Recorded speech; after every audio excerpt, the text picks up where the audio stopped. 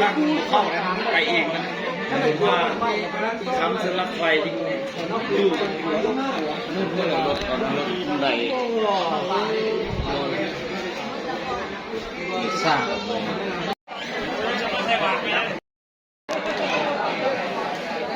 ผมเสื้อคลุมกับแน่นแล้ว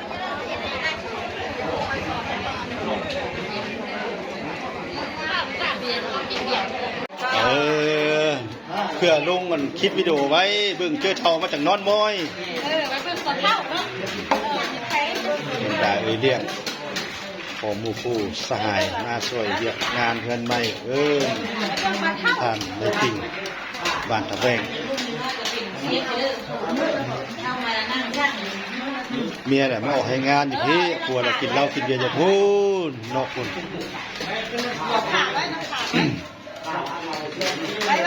กลัวเรากินเบียร์กินเหล้าอยู่นอกคุณลมเบาเรื่องผู้สาวกลัวเมียอะไรมันเฮ็ดเยอะลมเรื่องเฮ็ดอะไรให้มันแซ่บหัวข้อโอ้สอนหัวข้อเลย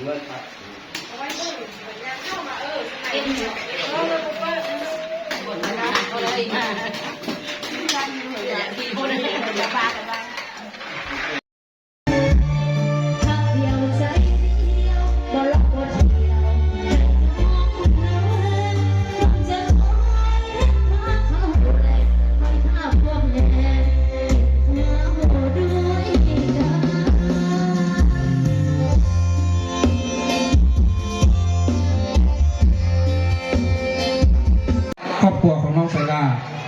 คือเป็นต้นกำเนิดมาจากเก่งรัตนาที่พวกเรานี้ได้นำพากันมาและสู่ยุนูนกันไอ้น้องๆใส่เลือดเดียวกันตั้งแต่พ่อแม่กันมาตระกูลของพวกเราแม่น่ะเติบง่ายมาจากการออกแข่งงานโดยเฉพาะเลยแม่นว่าเป็นชาวสวนชาวนาเลี้ยงวัวเลี้ยงควายเนาะพ่อแม่ของพวกเราได้สิทธิ์สอนมันมีอยู่3ข้อที่สำคัญให้พวกเราดำรงชีวิตได้ในปัจจุบันข้อที่1เน้นให้ดูการออกแห่งงานใส่ใจประหยัดสัตย์เที่ยงและมีเหตุมีผลข้อที่2รักษาความสามัคคีภายในจุนเจือไอ้น้องหักแพงคือพ่อแม่เดียวกันข้อที่3เน้นพวกเรามีน้ำใจเอื้อเฟื้อเพื่อแผ่ต่อญาติพี่น้องหมู่คู่เพื่อนฝูงและพี่น้องที่อยู่ใกล้เคียงให้เกียรติสังคมและปฏิบัติระเบียบกฎหมายอันนั้นเป็นคำสั่งสอนของพ่อแม่ของพวกเรามามือนี้พวกข้าพเจ้าได้มีเงินหลังนี้เกิดขึ้นอยู่บ้านทะแวงต่อแม่นายาเพื่อแห่งงานการประหยัดสัตย์เที่ยงการดูมั่นขยันเพียรสืบทอดจากพ่อแม่ได้วางมรดกไว้ให้อันนั้นยังค่อยได้มีมือนี้พวกข้าพเจ้าได้เสื้อเสริญเอาญาติพี่น้องการจัดตั้งหมู่คู่หักแพงเพื่อนฝูงอ้อมค้างมาแสดงความยินดีและสุขยูแก่พวกข้าพเจ้าให้กำลังใจแก่พวกข้าพเจ้าเพื่อให้พวกข้าพเจ้ามีกำลังแห่งกำลังใจในสืบต่อจัดตั้งปฏิบัติเคลื่อนไหวนำเรียกบ้านการเมืองนำการจัดตั้งต่อไปฉะนั้นพวกข้าพเจ้าขอผู้บุญคุณต่อบรรดาท่านที่ได้มาสนับสนุนพวกเขาในมือนี้พวกเขาบ่มีอันใดที่มาขอบอกขอบใจในบรรดาท่านและต้อบุญเห็นคุณของพวกท่านมีแต่พวกเขาจะลึกบุญคุณของพวกท่านในไปอีกยาวในตอนหน้าหวังว่าพวกท่านและจะให้โอกาสพวกเราจะได้รับใช้สังคมในต่อไปฉันขอถือโอกาสนี้ขออวยชัยให้ชวนมายังบรรดาท่านและขอประกอบใจบรรดาท่านที่ได้สละเวลาอันมีคุณค่ามาสนับสนุนทางด้านเพื่อแห่งงานหรือว่าบรรลุปัจจัยเพื่อให้งานของพวกข้าสำเร็จลุล่วงไปด้วยดีพวกข้าพระเจ้าขอให้พวกท่านอยู่ดีมีแห่งอายุมั่นขวัญยืนให้เจ็บให้ไข้ให้พญาโลคาพวกท่านตัวได้ชื่อได้ขายมาอีกปีไม่เราพอโดนจะมาฮอดขอให้พวกท่านไปเรือล่องใต้กับตลอดปลอดภัย แล้วก็การช่องเงินนาคำก็ขอให้เบ่งบานคือเดียวกับน้องบัวน้องบานในยามเดินหาข้าพเจ้ามีคำเห็นจันขอขอบใจนำบรรดาท่านและเชิญบรรดาท่านรับประทานอาหารตามอัจฉริยะใสของพวกท่านและก็เสื้อเสริญพวกท่าน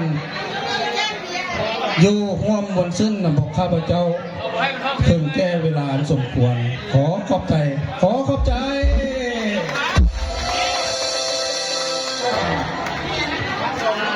เอาไปดีเพื่อ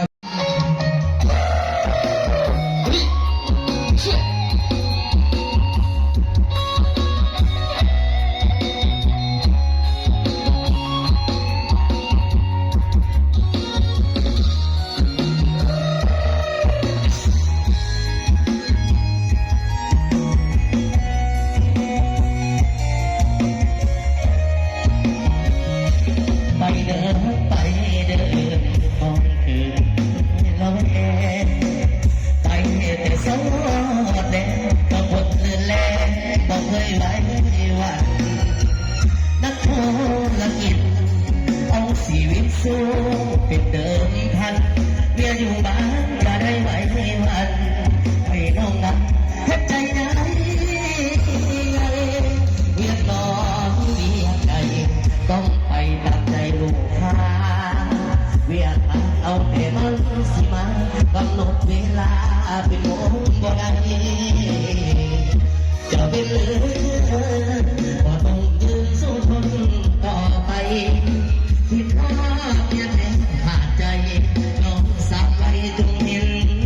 ใจอายนักโทษกิจเป็นที่ปรึกษาเป็นผู้ตัดสันช่วยปันให้ได้ขัดมาน้องจะละแวกแต่อายอาจต้องเกียดใจเป็นเดินไปเดินไป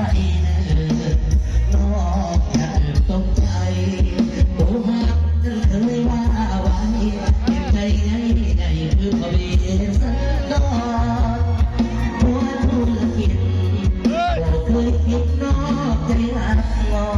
เมียอยู่บ้านจะได้สักคอเพิ่งยามนอนหัวคอนอนแค่เพียงเอาเกี่